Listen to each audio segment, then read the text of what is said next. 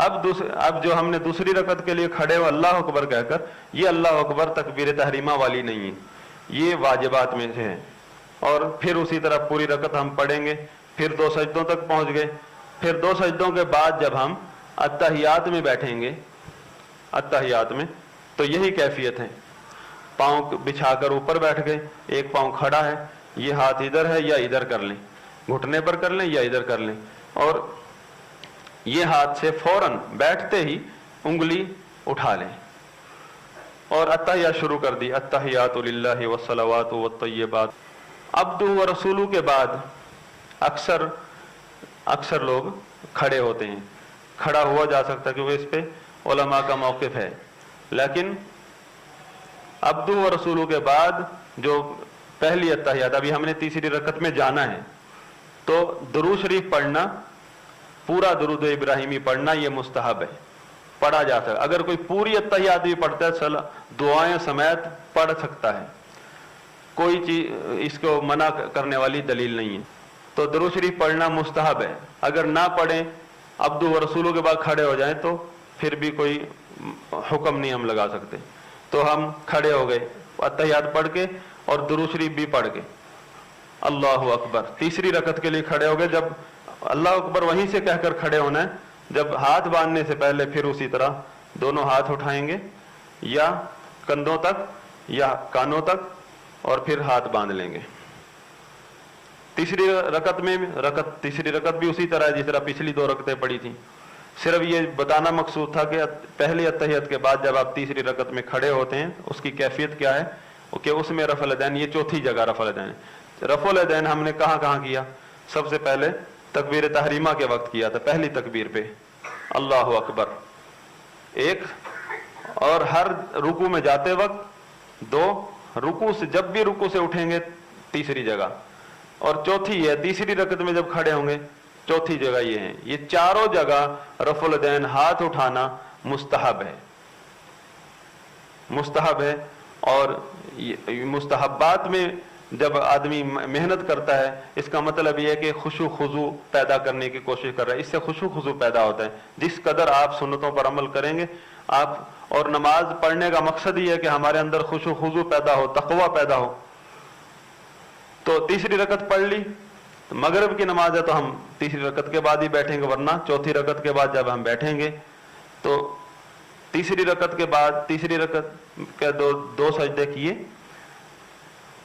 तो 2 सजदे के बाद फिर हम बैठेंगे, क्योंकि अत्तहियात तो है नहीं, चौथी रकत में खड़ा होना, फिर हम बैठकर खड़े होंगे, ये भी मुस्तहब है।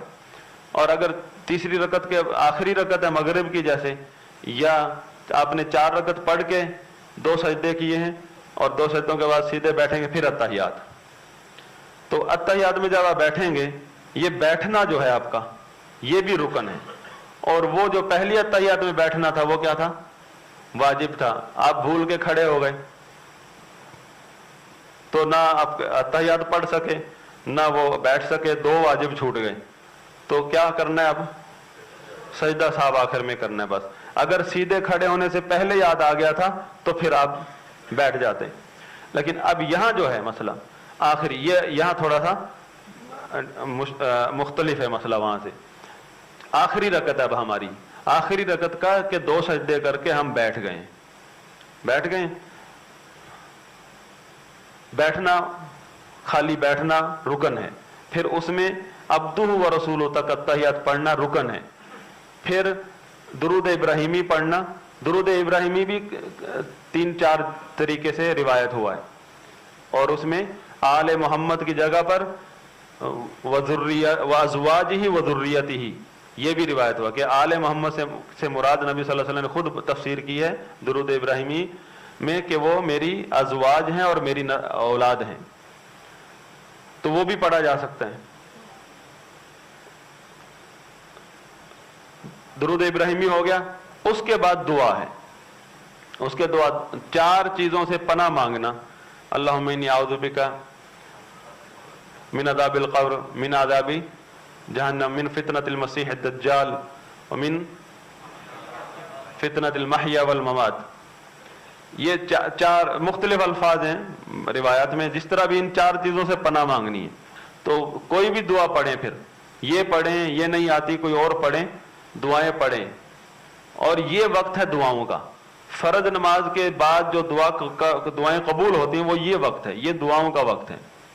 दुआएं आपको याद हैं, अगर आप अकेले नमाज पढ़ रहे हैं तो अपनी मर्जी से जितनी देर मांगते रहें दुआएं। इमाम अगर लंबी कर देता है तो आपके लिए फुर्सत मिल गई आपको दुआएं मांगने की।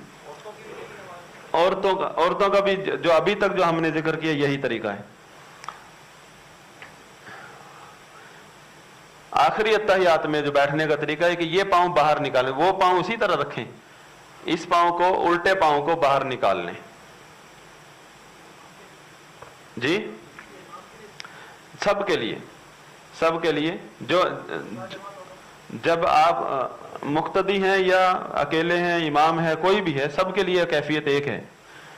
तो ये देखिए पांव निकाल लिया और ये पांव खड़ा है, ये आखिरी अत्तहियात में जिसमें आपने सलाम फेरना है, इसमें ये सुन्नत है, मुस्तहब्बात में से ये भी।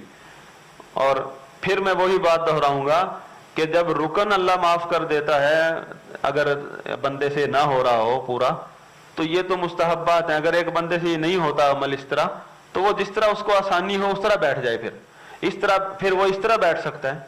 अगर इस तरह बैठना मुश्किल हो रहा है, रश की वजह से, सफ में तंगी हो रही है उसकी वजह से, तो फिर आप इस तरह बैठ जाएं, इस तरह बैठ सकते हैं, या जिस तरह आपको सहूलत हो उस वक्त। ये पांव सीधा खड़ा करना मुश्किल हो रहा है तो जिस तरह करना आसान हो रहा है उस तरह कर लें, लेकिन अपनी इस्तिताअत तक आप करें अमल उस पर। जब मुश्किल हो जाए उसको अपने जिस तरह आपसे होता है फिर उस तरह कर लें। तो ये तरीका है मुस्तहब आखिरी अत्तहियात में बैठने का। और फिर अब मसला ये था, चौथी रकत के बाद आपने बैठना था, आखिरी रकत थी ना, आपने बैठना था।